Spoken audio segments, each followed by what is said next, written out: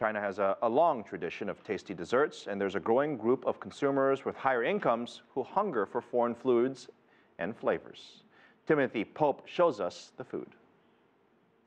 2 months ago, this young man established his studio, Bobo Lee Wedding Cakes. He designs and personally makes every cake from the requests of new couples. These exquisite handmade sugar flowers are the most impressive part of his wedding cakes. This cake took 1 month to make. Bobo learned how to make sugar flowers in the United States and now teaches the basics of the skill to his students. It's all part of a process. At first, couples do not think of having wedding cakes. Now they want a cake, but don't have too many ideas about how it should look. I think it takes time to accept the idea. I tailor wedding cakes for those who have overseas experience or favor Western ideas. They want a very special wedding. They want everything to be customized, from wedding dress to decorations to cakes.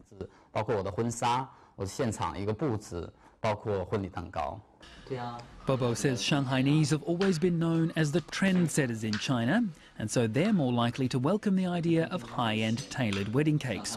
That's why he set up his studio here, and it's turned out well.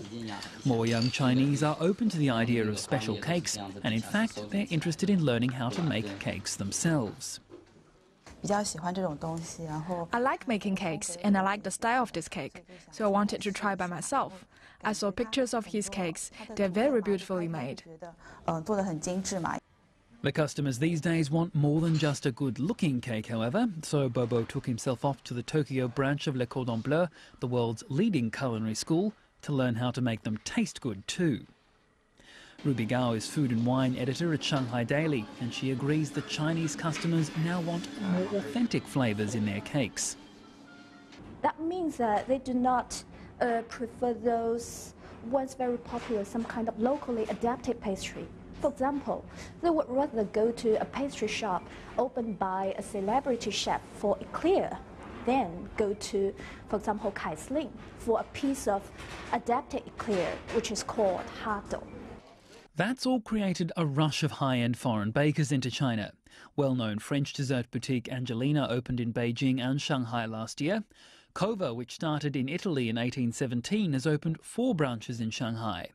Customers still find, however, that the desserts sold locally are more expensive than their counterparts purchased abroad, since a big part of the costs goes into imported ingredients. A great challenge is ingredient sourcing. As far as I know, most of the high-end pastry shops here import ingredients because they want to ensure their quality. Regretfully, most of the local farms cannot produce high-quality milk and flour, which are key ingredients in pastry kitchen. Still, there remains great potential in China's bakery market.